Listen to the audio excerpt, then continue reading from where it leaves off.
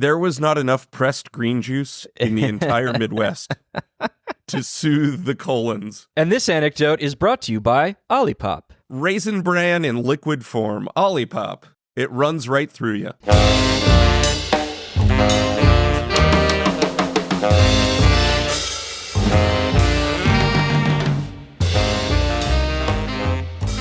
Hello, and welcome to Expected Own Goals. Only one game remains. Who will be champion? I'm your host, Eric Morgan. I'm Evan Davis. We were so worried that these semifinals were going to be dross, mud, slogs, come up with whatever synonym you wish. And they were not that. These were exciting, tasty. One maybe a little bit more competitive on each side than the other, but these games really, really delivered and reminded us why these were the four best teams in the league.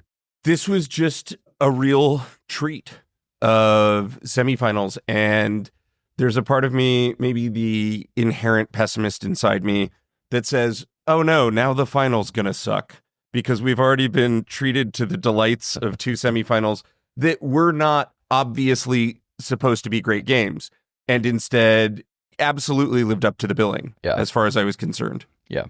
Let's start with us being a little bit wrong. Our favorites, our desired XOG final between Gotham and Kansas City is not to be. Not to be at all. You did pick Washington. I think both of us, in re-listening to our previews, are so ambivalent about who we expected to be finalists that I don't want to say we own gold this one, either of us. No, we didn't. And if we own golded, and a lot of people own golded, I think a lot of people thought that Gotham had the edge here. The projection models were quite confident. Both the ELO model and the ASA model were quite confident that Washington was going to win this. Quite confident. It was like 59-41. 59-41's a lot more confident than Kansas City, Orlando. It's still a low confidence Yes, that's true. It's still a low confidence Here's the thing, though. When the starting 11s came out, the great thing about the ASA model is that you can adjust the lineups to your liking. You can control the lineup that get fed into the projection. And so I always, when the starting 11s get announced an hour before kickoff, run those through the machine and see what comes out on the other side. And when I did that, Washington was like 62-38 when those 11s came out. Okay, that's starting to get a little more, there's an edge. Yeah. I mean, especially when you consider how fine the margins are in these contexts. 62-38 is kind of substantial when you think about the quality and the stakes. You don't often see at this point in a playoff cycle, in really any sport, margins that large. Granted, yes, it could be larger, and it's still almost 4 times out of 10 the team that ended up losing would have won. But it was a margin that I did not think the model would pick up on. It was much more aggressive in its confidence in Washington than the pundits were, and even Trevor Larner's ELO model, which gave Washington a pretty substantial edge, was still more coin flippy than ASA was. So I thought that was very, very interesting. And though it ended up having to go to penalties, the penalties certainly suggested the team who was 62% favored to win deserved it. I attended the 2022 MLS final. Yes. And that game, which was a complete madhouse, and if you've never seen the highlights for it, highly recommend watching the extended highlights. Gareth Bale, that's all you need to know. But also just like one of the craziest red cards I've ever seen. Maxime Crepeau broke his leg. 20 minutes of stoppage time at the end of the game? Yeah. NWSL amounts of stoppage time. And then it went to penalties, and the replacement goalkeeper for LAFC saved 2, and the third one, I think, was just missed. Yeah. LAFC won 3-0 on penalties.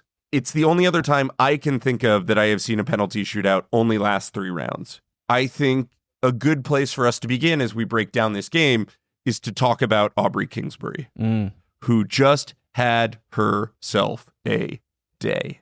The XG on this game is 2.1 to 1.2. Yeah.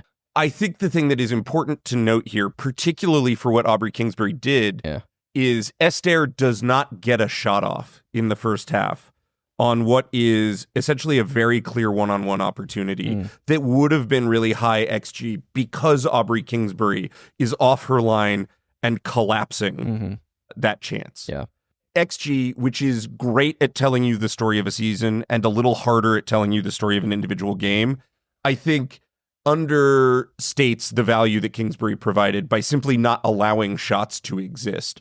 Kingsbury was all over the place, making huge saves, playing between the lines. And when she made her one big flub of the game, as Jill Loyden hinted to, one of the most mentally tough goalkeepers didn't skip a beat. Where this value does end up showing up is in how G Plus measures sweeping from keepers. Yes. So there is value being captured in certain metrics. It's just not showing up in the XG per se. Listen, Washington was a convincing victor on the G Plus score as well, 2.3 to 1.7.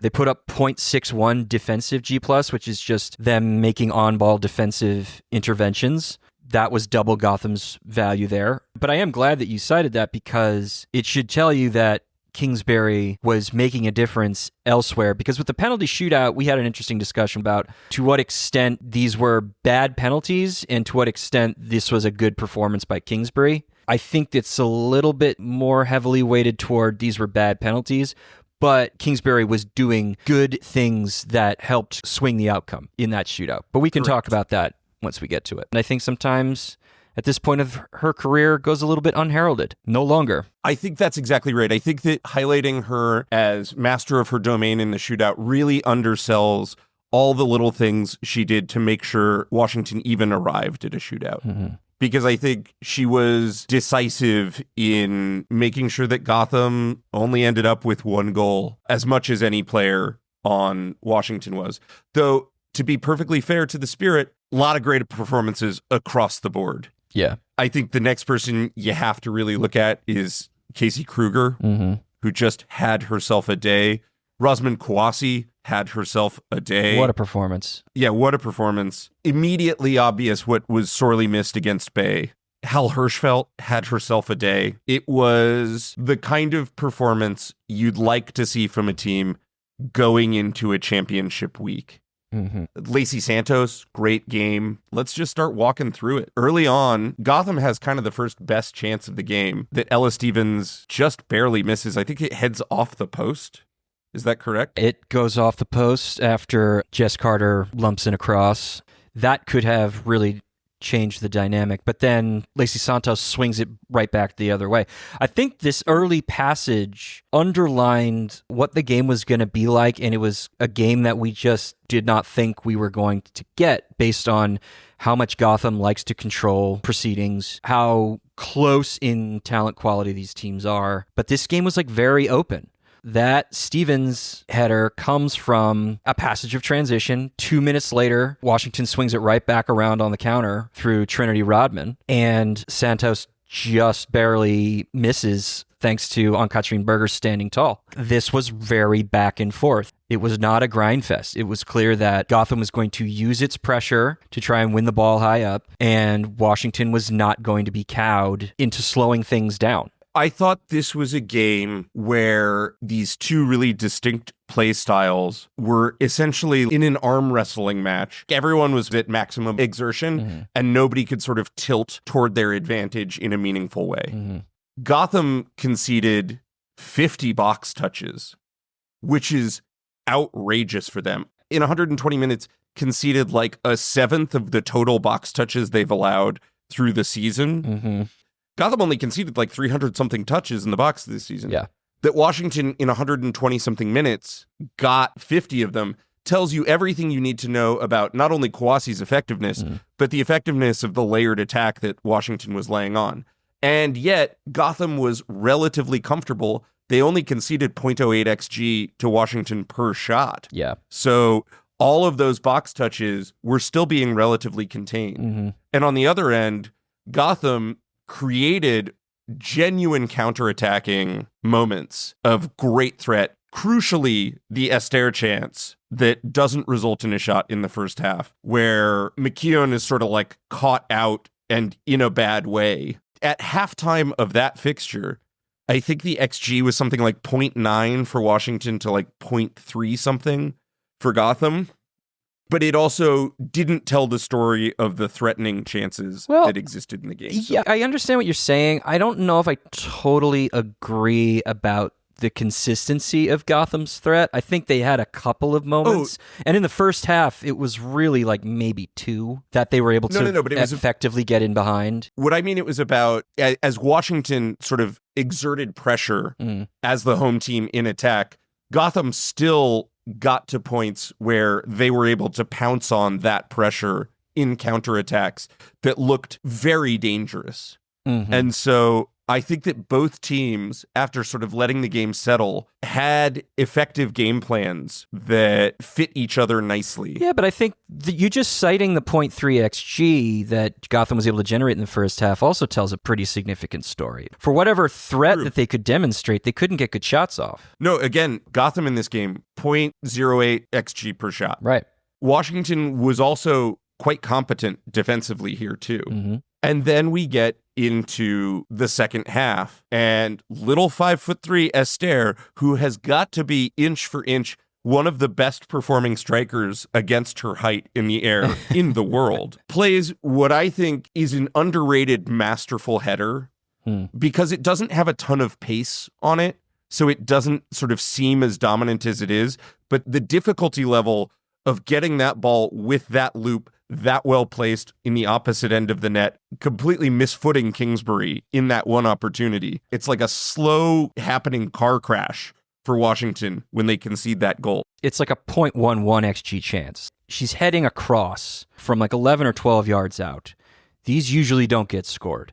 But her finishing score from ASA's finishing model, based on where she got the ball to cross in the goal mouth, was 0.61. She was adding that much finishing value on the quality of the shot itself. Yeah, she added half a goal in finishing value on that header. Which is insane. On a header from across, that's crazy. And then suddenly you just get this feeling.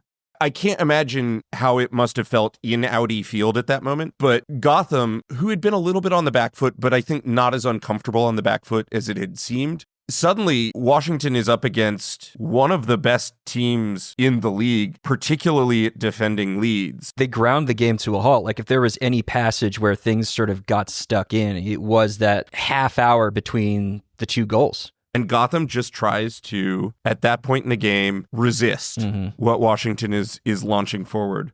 Frankly, they do a good job of it. Yeah, it does like a solid enough job of it. You have some things that you never really see. Jess Carter, we had talked about this earlier in the season about when she was signed, how much the athleticism gap that sometimes foreign players face when coming to the NWSL is meaningful. Jess Carter was absolutely keyed on and devastated by Rosamund Kouassi.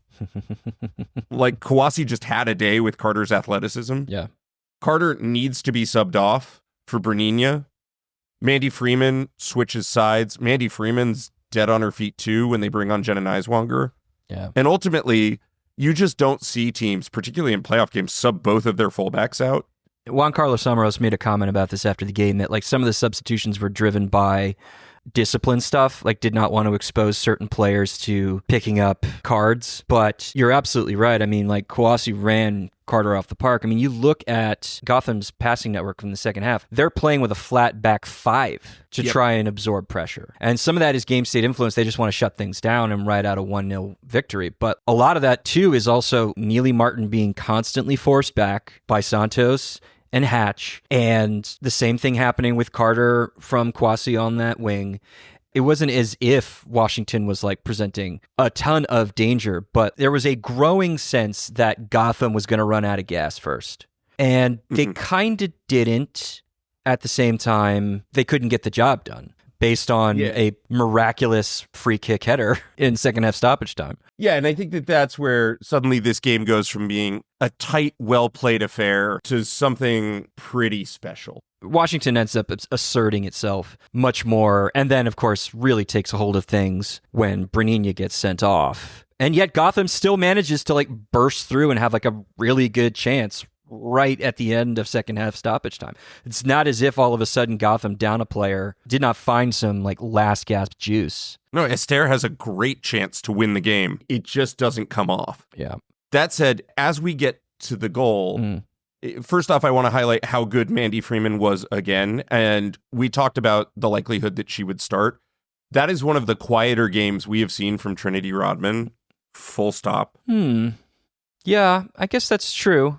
Yeah, no, that's fair. It was Kouassi v. Carter that was constantly the source of problems. Rodman just was struggling to get on the ball and find space. And was moving laterally up, down, like basically covering 4 quadrants in ways that we didn't think she would have the fitness for right at this point. But it was also not doing it as a way to frustrate defenses. It was more a way to like try and find any pocket of space that she could operate in. And she was a net negative on G+ on the day. She did not have a good game when all is said and done. She had a really hard time. People were coming down hard on Jenna Neiswanger, who I actually thought came on and had very strong performance. Neiswanger makes what I think is a calculated foul that results in a free kick that isn't actually that dangerous. It's like a corner kick plus. You know, like if Neiswanger had not committed a foul and played that ball out for the corner kick, I don't think the chance is that different. And instead you just get great delivery from McKenna Morris and Hal Hirschfeld free in space. And Hal Hirschfeld rises. Again, we're talking about a 0.10 XG header that turns into, with Hirschfeld's power and hit, a 0.6 X-place chance. Yeah. We have another instance where just high quality finishing keeps this game alive for Washington. In extra time, you know, Bruninia, who really feels like fell off a bit this year and is no longer trusted in the same way, just takes almost a necessary red card, a second yellow, 0 questions about it, second yellow. At that point, yeah, Gotham's holding on. They have a great Esther chance, and we end up in penalties. Did you not feel like, I felt like this, did you not feel like when Ann-Katrin got a hand on Ashley Hatch's penalty, but it still went into the net, you were like, that's the thing that you don't, that doesn't feel good. Yeah, but also, you know, how many times does that like happen on one pen and then she saves 2 more? Not saying about AKB specifically, but any goalkeeper, like these things are often just more random than we want to admit. So like the narrative would not have the same weight in our minds if Gotham had ended up winning that shootout, and that was the one wobble AKB had. But it was actually quite surprising to see her guess right on 2 of those 3 penalties, get her hand to one of them, and still concede every single one. Yep. It's not as though Washington was just smashing perfectly placed penalties in the low corner, making the goalkeeper guess wrong, or just hitting them with such power that there was nothing you can do. Like, they were okay penalties. At least with the Hatch penalty, it is hit with just enough height and just enough power for that save, and placed well enough into the left side of the goal or the right side of the goal, depending on your perspective, for Berger to struggle with that. I didn't think she like biffed that. I think it was just like barely good enough to be counted as a goal. I think if Berger would, if we were talking to her right now, would probably want that back. Yeah, I'd say so. There are penalties that goalkeepers get a hand on and you don't expect to be finished. I wasn't that surprised that it still went in off Ashley Hatch's pen. But yeah, we end up with a kind of instant classic in this game, and a game where the margins, as they were before this game, were so thin, ever so slightly advantage Washington, and went to penalties. And in the coin flip round, the coin flippiest way to end a game happened. Yeah. And Washington just moved on through. Yeah. Evan, do you feel like we got a worthy winner here? I think on the balance, yeah. Even though by XG per shot, you would say that this was a pretty equal match, and it's hard to analyze the majority of extra time because of the Bruninia sending off. But I felt pound for pound that Washington was a worthy winner.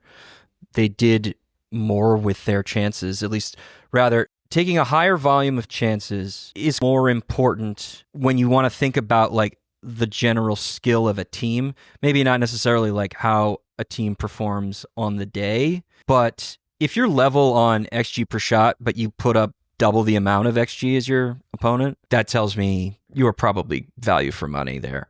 And they had a good game plan. For all of the praises that we sing about Gotham's press, Gotham did not have many good looks. Actually, one of the things that I thought about was the way that Washington's defense kind of made Gotham's attack look like it did last year and in parts of this season. That always drive me up a wall, which is get the ball in the box and then you don't do anything with it. Aside from the Stevens chance early on, and depending on what you think of like Yasmin Ryan's chance toward the end of the second half, and then Esther's header at the sort of that last gap, they didn't really do anything that made Washington feel uncomfortable. And part of that is just that, like, Washington is a very good defensive team. If you fold in the postseason and you look at how the top four performed against each other defensively, Washington, on a per-game level, had the best defense against the best offenses this year, which I didn't expect. They're all tightly bunched together, but, like, there was some separation in terms of, like, the value of chances that Washington conceded relative to the other teams. And I think we saw that on display. Yeah. Like, it was a really, really tidy and unfussy defensive performance. I mean, Hal Hirschfeld just looks more and more the genuine article with each passing day. Taking Gabby Carl out and putting Paige Matire in at right back, kind of a savvy move by Jonathan Heraldez, because aside from that 8th-minute chance, like, Ella Stevens kind of didn't do anything. She did not have a lot of space to operate in. So it was a very quiet game for Ella Stevens. And that was also, like, Juan Carlos Amaros has been trusting Stevens more and more as the season has gone on over Lynn Williams. Part of that is because Lynn Williams, I still don't think she's 100%. He took a calculated risk in putting the responsibility of the left wing in Stevens' hands, and she just kind of couldn't hang with what Hirschfeld and Matire and Tara McKeown were throwing at her. You have to give a lot of credit to the way Washington handled themselves defensively. Even Rose Lavelle had a relatively quiet game, just sort of from all the key component pieces that you'd hope for from Gotham. Beyond Esther, it was a relatively quiet game at points from Yasmin Ryan. It was a quiet game from Delaney Sheehan. It was a quiet game from Rose Lavelle. I think that you have to give Washington a lot of credit. Listen to this. Lavelle didn't take a single shot all game. She didn't attempt a 1v1 dribble all game. Only got about 36 touches. Her highest point of touch density is in the defensive third. Lavelle was not able to get into the parts of the field where she is successful. And again, all the credit to the way that Hirschfeld and Heather Stainbrook just clogged up the middle. Like, if you look at the passing network, like, there is just a tidy little line of 3 or 4 around the center circle where the midfield, and then with Hatch dropping deeper, did not give Gotham a lot of space. I thought Esme Morgan had a really nice game as sort of the last line of defense. Mm-hmm.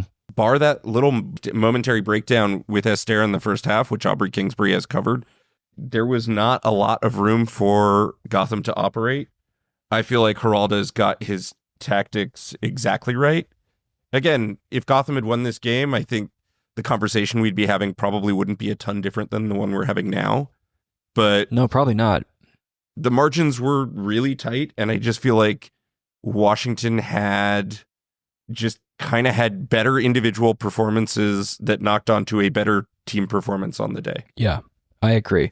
And I think that, like, they are, you know, again, we all know how close things are between the top 4 teams. I think they are and were a better team than Gotham by the slimmest of margins. And I think that comes down mostly to how more effective they could step up when transitioning into attacks. In games like this, that's enough. Yeah, that's absolutely right. Let's move on to our live streamed Sunday fixture that was supposed to be yet tighter than this very tight fixture, and ended up being, in a lot of ways, not as tight. Or Orlando's impressive victory against Kansas City. The 3rd time this season Orlando has gotten a result against Kansas City. Mm-hmm. And I think the most impressive they have been against Kansas City this season. Oh, it's the most impressive a team has been against Kansas City, period, in 2024. Yeah, that's right. There have been a handful of occasions where Kansas City has allowed a worse than average amount of non-penalty XG in a game. The Pride are the only team to do it to them twice. This was a game where Temwa Chawinga was held to 0.2 XG and only 3 shots. She's had dicey games with low XG and low shot totals before, but this is the only time against the top 4 all year that she's turned in a below average performance like that. And it's important for me to underline because there has been a sentiment by some pundits, I wouldn't say this is the conventional wisdom, but the idea that Kansas City's attack is a one-trick pony, that it all runs through Chawinga, and if you isolate Chawinga and you shut her down, then Kansas City's attack dissipates. That is what happened today, but it is the only time it has happened to Temwa Chewinga all season against the top four, by which we mean the best defenses in the league. Going into the game, it wasn't a good argument to say teams now know how to beat Kansas City and it's to shut Chewinga down, because no team had shut Chewinga down. Orlando, for all of their abilities to get results against Kansas City in the regular season, Chewinga still got off big chances in those games and scored once. Same thing with Gotham. Same thing with Washington. It was only in this semifinal that a top four defense finally figured out how to do it, which is mainly have a rapidly emerging world-class center back play what might be the most disciplined game of her career. And potentially have Chewinga be not 100% fit. We can't say that for sure, but given her knee and hamstring stuff that she's been dealing with for the last few weeks, that could be clouding my perception while watching the game. I'll fully cop to that, but it felt like she was not able to get the same bursts of pace that we've seen her make in the past. You combine Sam's, you combine the defensive game plan and potentially a little sprinkling of quarter yard of pace being taken away, and this is what becomes of the vaunted Kansas City attack. Someone finally figured out how to clamp down on Temwa Chewinga. I said on the live stream that I felt like whatever knock Temwa Chewinga was carrying was mitigated or minimized by the tactical approach Orlando came out with that really took away her best ability, which is running into space, often behind, and dominating and threatening and stretching defenses. Getting strong side of her mark when she's got the ball and she's holding up play and spinning them and creating space for herself that way. Emily Sams did not let her do that at all, barring maybe one moment, and that was a moment where Sams or Kylie Strom wasn't on her. I think the key to this was several-fold. First off, Orlando's general approach, which was to say to a Kansas City team that very much likes to counterattack, here, have the ball, enjoy the ball. Yeah. Which Kansas City really struggled to create with for the first 30 or so minutes. There were a lot of games in the regular season where Kansas City had a very significant possession advantage, but that was because they were playing bad teams, and it didn't matter. Mm-hmm. When you're playing a team like Orlando is now in control of things when that is the game plan. And Kansas City really struggled to find any sort of space for Chewinga to pop up and grab the ball with threat available after said touch. If Chewinga received the ball in the middle of the park, there was Sams there, and then Strom sort of ghosting. Both of them did what I would describe as quiet defending. Yeah, absolutely. Almost never did you see anyone dive in on Temwa Chewinga in possession. Instead, it was about shepherding her into positions of trouble or shepherding her away from danger areas. That was masterful. That wasn't just Sams and Strom. That was across the back line as well. There was a sort of compression mode that happened almost immediately. You had both Angelina and Haley McCutcheon dropping pretty deep at times to further compress space for Chewinga. It was very focused. And I feel like Hines must have been as pleased as one can be for that first half. And then suddenly, in the 33rd minute, all of that good work is undone in a heartbeat because Carrie Abello gets a little bit caught out. Michelle Cooper finds herself open on the right flank in space. The first time that's happened for any Kansas City attacker in the game so far, and plays one of the most inch-perfect crosses across the goal mouth to an unmarked Debinha. I'll give Sams and Strom credit here. I didn't think that pass could get there either. Yeah. I don't blame you for giving a shoebox width of space to hit as a target. It's almost an insult to the pass to call it a cross, because this isn't a cross the way that you're thinking. This is basically, 12 inches off the ground. It is flying completely latitudinally, but doing it in this very gentle arc that essentially finds the one lane of open territory between Morehouse and the center backs to bend around them and land right at Debinha's feet at the far post. It is very difficult to make that kind of pass work. It's what defense contractors dreamed of when they imagined heat-seeking missiles. Yeah. It is a ball that is played exactly in the perfect place that doesn't allow Morehouse to come out and claim space, that doesn't allow either Strom or Sams the comfort to get a foot on it, and arrives at Debinha's foot almost to surprise her. I mean, she roofs it from 4 yards out, Yeah. but had she been 6 yards out, that ball's flying over the goal. Debinha barely does enough to control it. There is tension between XG models on just how valuable the chance was. I mean, we've got at ASA a 0.11 chance. FBref has it at 0.22. I lean that it's probably higher than 0.11, mostly because I think the model is registering the pass as a cross and not understanding like actually how valuable that pass is. Debinha doesn't have to do a lot of work given the fact that she's 4 yards out and albeit at an angle, but still so close to the post that she can just sweep it forward. And of course, Debinha gets a ton of credit for the finishing too, because she's putting it, it's such a tight spot that Morehouse wouldn't have been able to get to it even if Morehouse wasn't drawn to the other side of the goal mouth.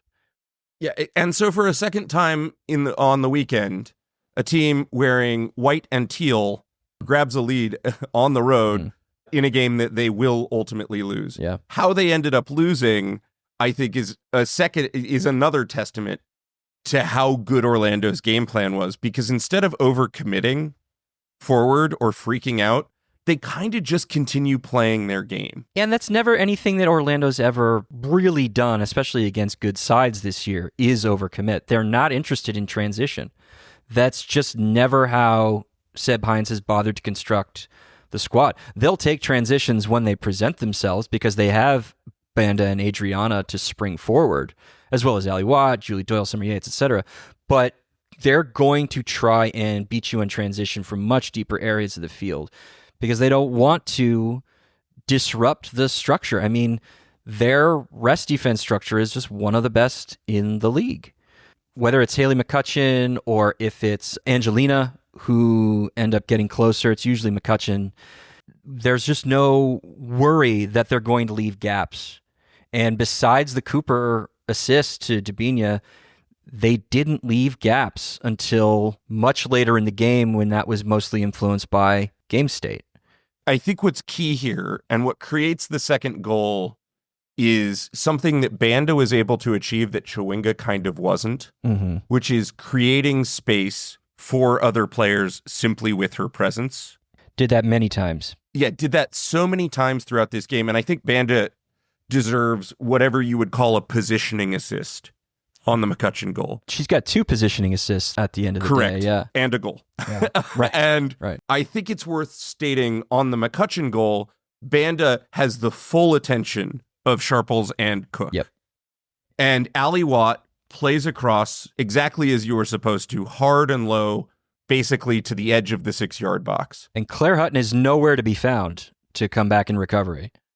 Unlike the week before against North Carolina, where Claire Hutton was excellent, played one of the best games a defensive midfielder's played this season, Claire Hutton in this game was being asked to do something slightly different, which in turn left Ellie Wheeler really vulnerable to one-on-one play. Ellie Wheeler did not, cover herself in glory in this game, is beat for the Watt assist, and then Hutton just is jogging behind McCutcheon as McCutcheon fills the gap in the box. And McCutcheon, who did not score during the regular season, grabs her second playoff goal. Yeah, I know. After Banda, essentially, just by her mere presence, screens and clears out the defense. And that is a really high XG chance. Yeah. That is, 0.28 per ASA? I think FBref has it higher than that. And the finish doesn't even have to be that good because Schultz is on her line. Cook and Sharples are effectively on their line. And it just takes like a well-hit pass into the net. And that's all it is. Yeah. And we go to halftime level. And I think you and I were both probably a little concerned that we were going to slide back into the grindy way Kansas City and Orlando have played against each other so far.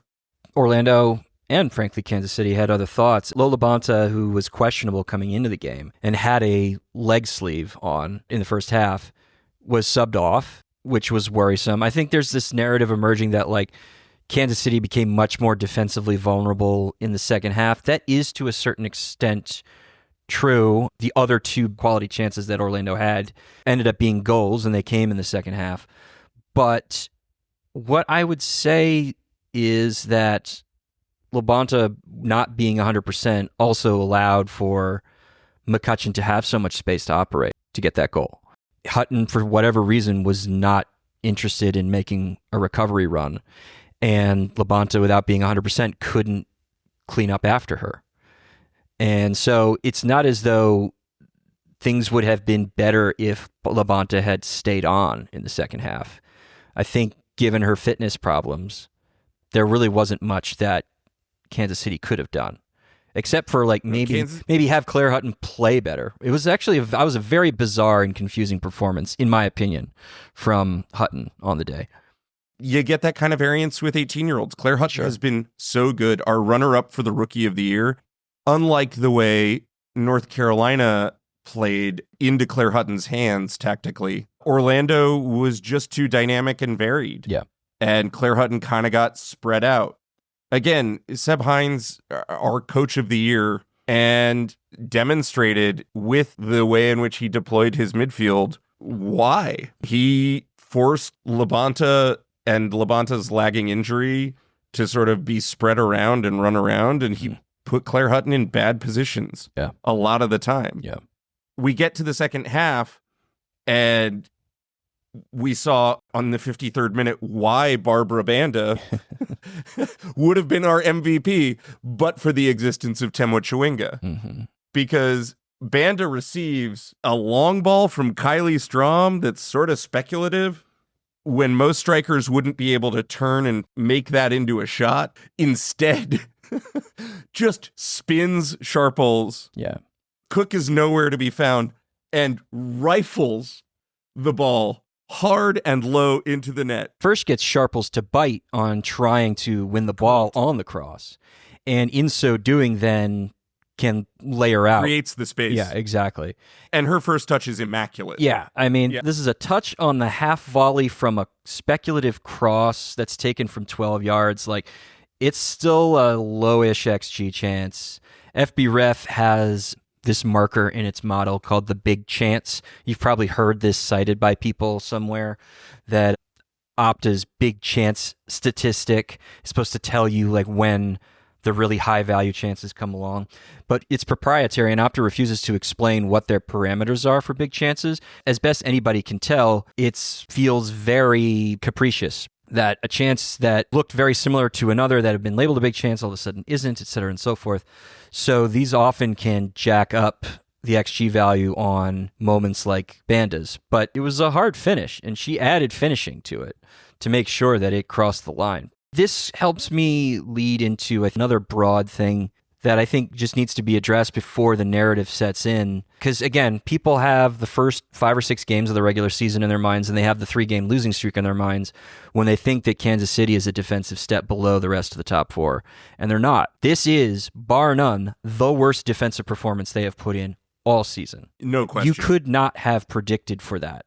Orlando made Sharples, Cook, Almut Schultz at times, and of course Ellie Wheeler, albeit young rookies, so maybe you put an asterisk on it, made that entire back line look foolish on multiple occasions. They never got comfortable throughout the game. Yeah. Banda's movement was so good and so defense stretching that by the time she's ready to receive the ball in the center of the box, the defense is already inherently spread because of the kinds of moves. She created with her diagonal runs enough space that there was also room for her to fill eventually in the center of the park. Mm-hmm. She was everywhere. Yeah. And on this chance, she takes, again, this speculative ball, beats her defender, and turns a chance that maybe only a handful of strikers in the world are going to consistently turn even into a shot, and then savagely she broke the camera behind the net with the shot. Yeah, that's right.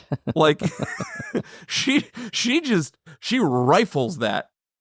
I said this. I really think if Alma Schultz had been standing in exactly the spot the shot was going to, there's still a decent chance with how hard that ball is hit that it's ricocheting off her and going into the net. Mm-hmm. Banda just does Barbara Banda shit, which very few other players in the world are capable of. And yet, after all of that, Kansas City found a way back in. Correct. But for some fluky finishing, Nichelle Prince and Temwa Chewinga could have easily pegged a couple back and grabbed a lead. And all of a sudden, it could have been 3-2. That Chewinga chance in the 71st, where she, I think, ends up with 13 touches in a row. Yeah. Before taking her shot. And the only vintage Chewinga dribbling sequence that she was able to get off all day. And again, she's shepherded into a place where she's sort of relying on scooping from her back foot and just ends up with like not a very powerful shot from a good position. Mm-hmm. It was classic like bend, don't break against Temwa Chewinga. Yeah. Orlando kind of got away with one there. Got a shot off of a headed cross in stoppage time. But other than that, if you only allow Temwa Chewinga 2 good looks all day, you did your job. And that's what it is. It's Orlando did what nobody else has been able to do and just contained, merely contained. Right. We joked with Joe Lloyd, like, you cannot stop Temwa Chewinga and you can't hope to contain her. Well, Seb Hines said, I have the audacity of hope. And it worked. And then, okay, I think I have been disassociating for about 24 hours about the Marta goal. I don't know if it's truly sunk in what we witnessed in the 82nd minute there. First off, this is maybe my favorite Barbara Banda moment of the game, and I'm including that finish. The tackle that leads to... Kayla Sharples doesn't even make that bad a touch. Yeah. It is just Barbara Banda's aggression and her work rate that stabs in and takes the ball off Sharples. I think Sharples will probably look back at this game and have several moments she regrets. Mm-hmm. That said, I don't even think she had that bad a game. I just think Barbara Banda's that good. But also, Banda didn't put in like a super great defensive season for a forward, especially when you compare what Chewinga was able to do on both sides of the ball. But Banda, for all of her struggles in the stretch run of the regular season, it is quite clear, based on how she ripped the heart out of the live body of the Chicago Red Stars, and what she did, and her involvement in all 3 of Orlando's goals today against a far superior opponent. She, I think, is just sort of in a mindset of like, I'm not losing. No, real. And that tackle to trigger the Marta dribble is exactly that kind of philosophy. It's like, I am not losing right now. I also want to say, Marta did not have a good game until this moment. She had a fine game. There were elements of her game that were like offensively limiting at points for Orlando. Because she's 38 years old. She doesn't have the pace anymore, but the Banda tackle and the aggressiveness with which Kansas City was pushed so high up because they were trying to go chase the game, trying to grab an equalizer, that Banda's tackle gave Marta acres of space. And then, even after that mazy dribble into the box, she's got Sharples and Cook not facing their own goal. Their footwork was good. They got themselves in good positions. And then Marta was just like, you know what? I'm going to remind people of my footwork from the 2007 World Cup semifinal. And she actually even said that to Seb Salazar and Ali Krieger on ABC after the game. She was like, yeah, I kind of wanted to have like a little feeling of my glory days. That's not a verbatim quote, but it was something like that.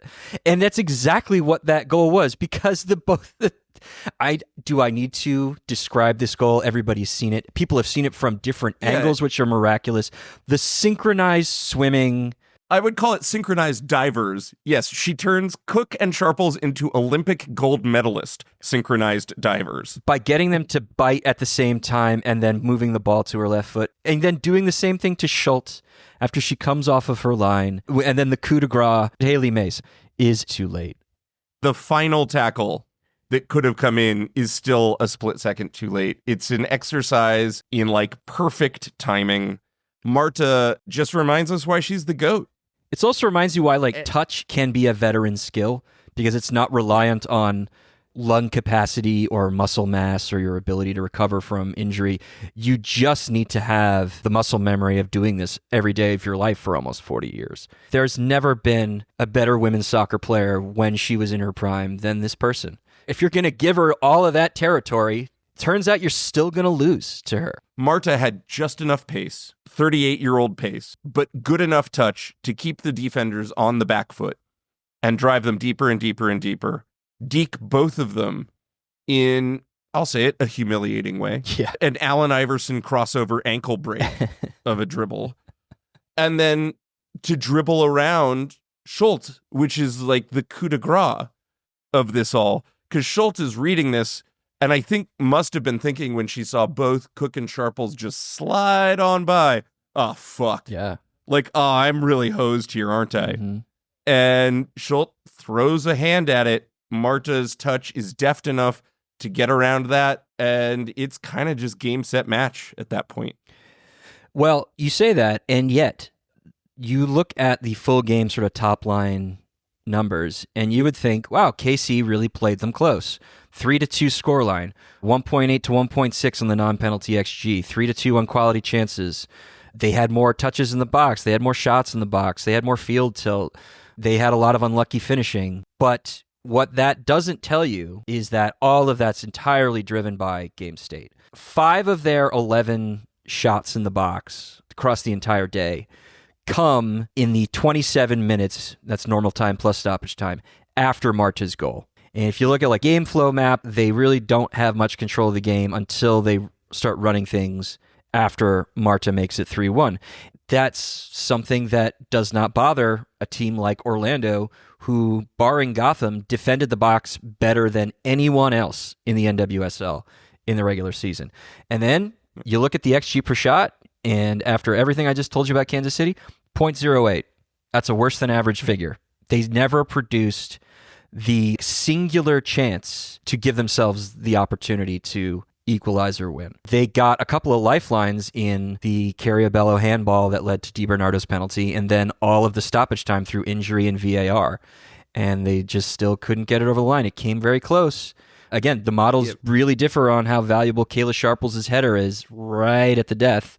And I think you got to say, when you are running onto a header from across at that acute of an angle from like 8 yards out, I believe ASA's 0.14 XG value more than I believe FBref's 0.62. I mean, Sharples is quite tall. He was playing a center forward's role at that point in the game. Sharples just kind of doesn't take the right route to that ball. That's right. And that ball is maybe just a hair high. Yeah. It's just like not a great read. Yeah. But the net is open, empty, and gaping. And again, this is where like I think Sharples will want that back, and I think it is harsh to think she must finish this. If there was a chance in this game that I think was closer to 0.62, it's probably Banda's goal than it is Sharples' empty back post header. Yeah, if we're talking about disputed XG values, yeah, I think I lean that way as well.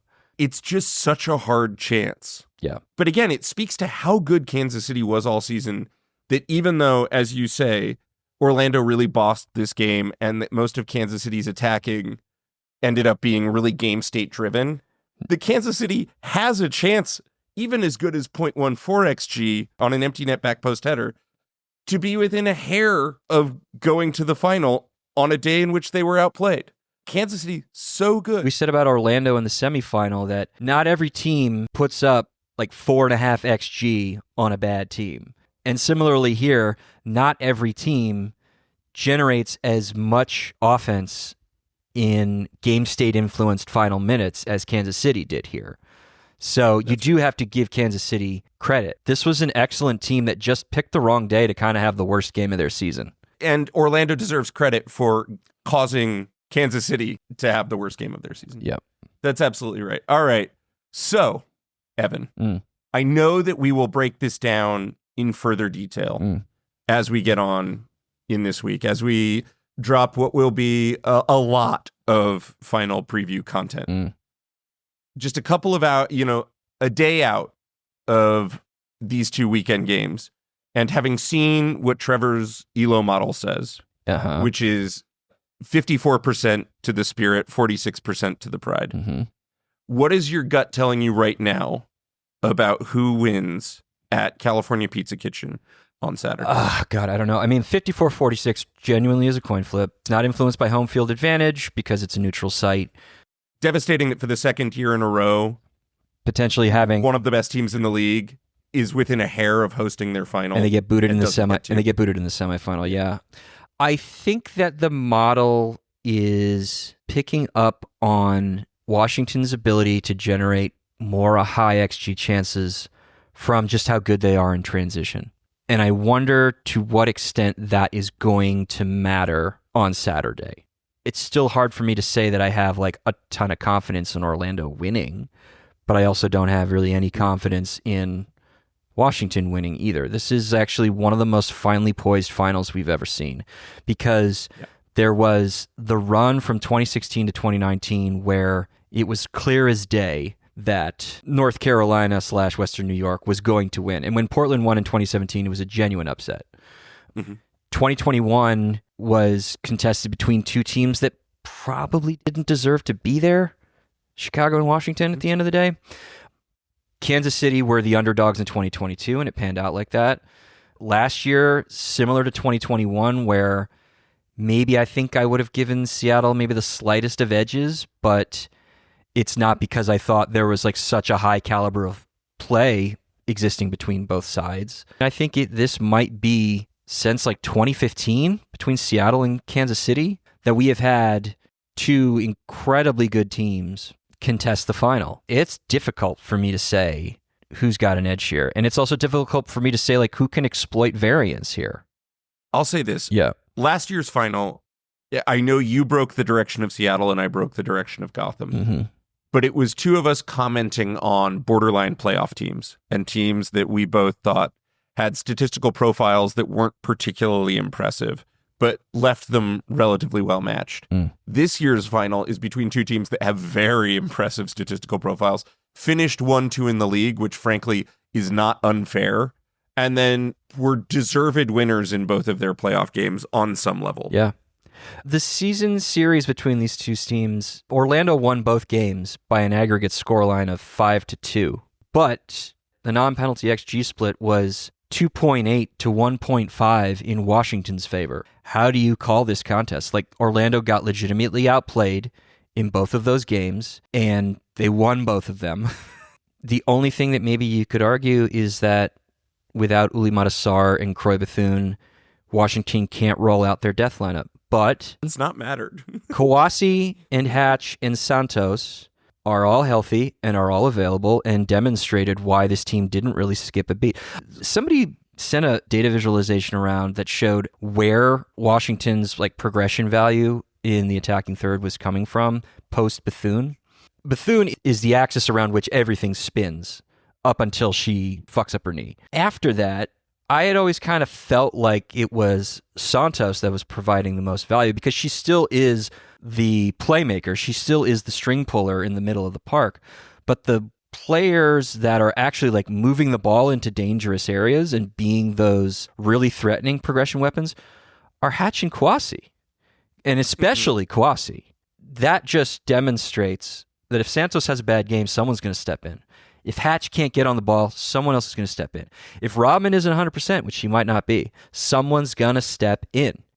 What does Orlando do about that? Well, they also have one of the best center back pairings in the league. They have two central midfielders who don't seem all that interested in letting you get by them.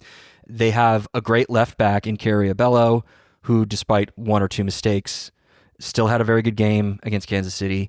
Can you say that playing Corey Dyke against Roseman Kawasi might mean advantage Washington?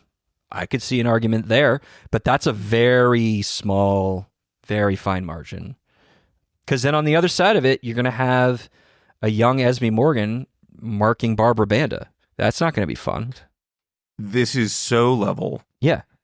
And my gut is telling me that right now Barbara Banda is basically unplayable. And I know she went off with what looked like a little bit of a muscle injury, but she was laughing it up on the sideline. I think she's going to be just fine. I think so too. I am not sure because Sharples and Cook were so good once that pairing was figured out until they faced Barbara Banda. Yeah. For a second time, that pairing. Because that pairing had faced her once before and did just fine against her. Yeah. Then they unlocked something. McKeown and Morgan are very good, but right now, Barbara Banda is absolutely terrifying and kind of unplayable. If I have to pick between these two teams, it's advantage Orlando right now, says my gut. Yeah, I just also want to be clear. My gut was wrong about both games last weekend.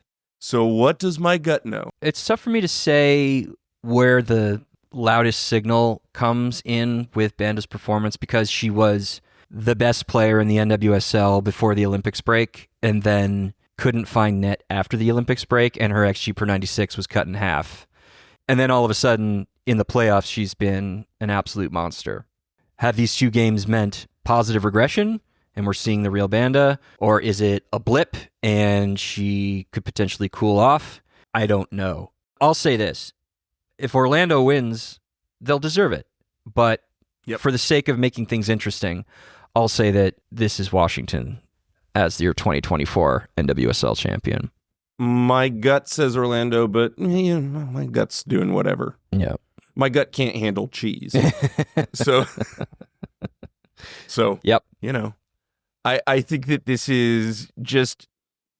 has been a great season. And as far as the top end of it has gone, we had a top 4 that were totally worthy, a top 4 that ran chalk in the playoffs, and have turned into a top 2 that we get a top 2 final.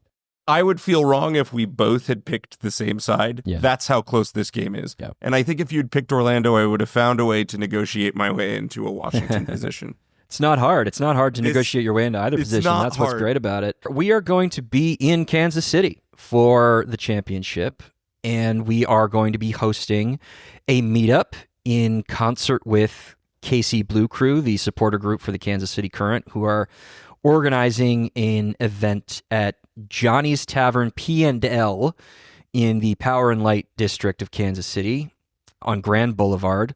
That's going to be this Friday, November 22nd at 7 p.m. Come by anytime after 7 o'clock. We will be there. We'll have our own little table to hang out at, but I think it's just going to be a really fun event because the supporter groups are doing a great job of welcoming people into the city and trying to make this event as fun as possible. And I know they're hurting because their team will not be playing in it. So it's an even more generous and magnanimous gesture that they are doing everything that they're doing on Friday and Saturday for the championship. So if you are in town for the NWSL Championship and you are in town a day early on Friday, November 22nd, come by Johnny's Tavern P&L on Grand Boulevard in Kansas City anytime after 7 o'clock. Raise a glass with us. We'd love to talk and we'd love to meet everybody in person. And in the meantime, if you haven't done so already, rate us, review us, follow us, rate us 5 stars if you're going to rate us at all.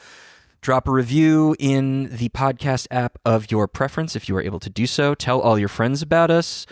Follow us on social media at XOwnGoals. That's the letter XOwnGoals. We're pretty much a blue sky family now. We're not really doing much on Twitter anymore.